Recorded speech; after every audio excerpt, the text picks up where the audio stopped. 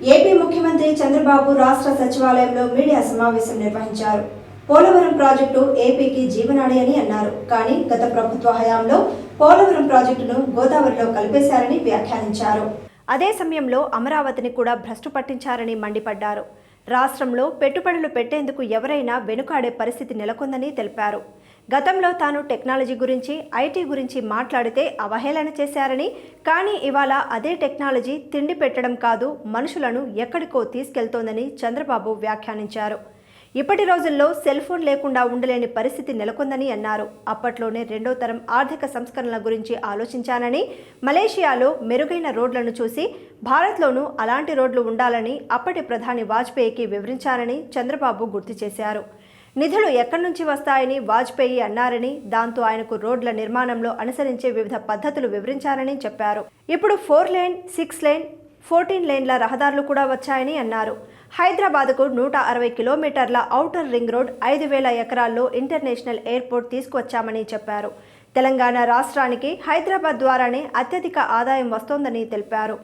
ఏపీలో కూటమి ప్రభుత్వం అధికారంలోకి వచ్చిందని, అభివృద్ధి చేసి సంపద సృష్టించి పెరిగిన ఆదాయంతో మళ్లీ అభివృద్ధి చేస్తూనే సంక్షేమ పథకాలకు నాంది పలికి సాధికారతకు నిరంతరం చర్యలు తీసుకుంటున్నామని చెప్పారు. ఇప్పుడు విజన్ 2047ని నిర్దేశించుకున్నామని, అందులో నిర్దిష్టమైన అంశాలకు స్థానం కల్పించామని తెలిపారు.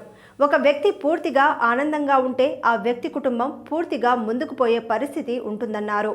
నేను ఎన్నికల సమయంలో పదే మీటింగుల్లో మాట్లాడినప్పుడు కొన్ని విషయాలు చెప్పాను. అందులో నేను ప్రధానంగా చెప్పింది, ఆర్థిక వ్యవస్థ చిన్నాభిన్నమైంది.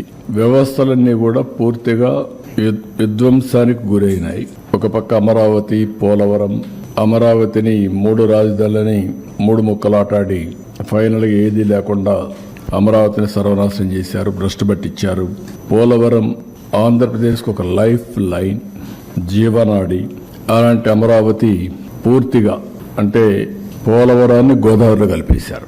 ఎవరికి అంతుబట్టినటువంటి విషాదం అది. ఈ విధంగా ఒక్కోటి కాకుండా ఎవ్వరికి ఫ్రీడమ్ లేకుండా రాష్ట్రానికి రావాలన్నా ఈ రాష్ట్రంలో పుట్టిన వాళ్ళు భయపడే పరిస్థితికి వచ్చారు.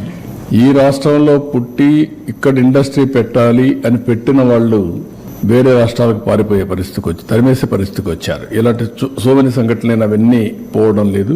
ప్రజలకు ఒక్కసారి గుర్తు చేస్తున్నాం.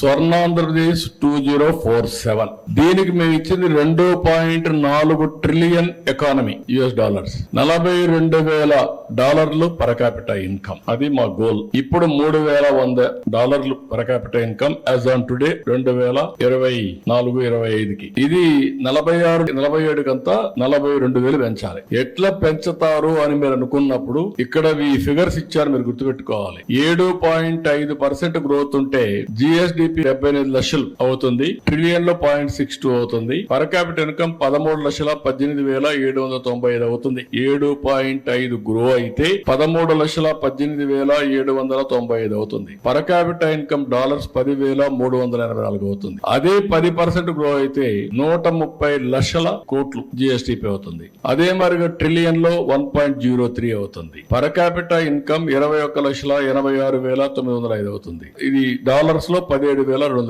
అవుతుంది. లాస్ట్ 5 ఏళ్లు ఇక్కడే ఉన్నాం, మనం 10% లో ఉన్నాం. అంత మునుపు 13.5 ఉన్నాం. ఇప్పుడు 12.5 గ్రో అయితే 214 లక్షల కోట్ల రూపాయలు GSTP వస్తుంది. 1.69 ట్రిలియన్ US వస్తుంది. 35,85,473 కోట్ల రూపాయలు. దీని per capital income 25,232. Last time మేము గ్రో అయింది 13.5, దీనికంటే ఎక్కువ. 13.5 కంటే నుంచి దీనికంటే ఎక్కువ ఉంటాం. దీనికి డిఫరెన్స్ ఇది. తర్వాత వచ్చిన గవర్నమెంట్ వల్ల 21,86,000 తగ్గింది. మేముంటే ఇది వస్తుంది, వాళ్ళు ఉంటే ఇది వచ్చింది. ఇప్పుడు నేను ప్లాన్ చేసేది 15%. 15% అయితే 347 లక్షల కోట్ల రూపాయలు GSTP, అంటే 2.74 ట్రిలియన్ US.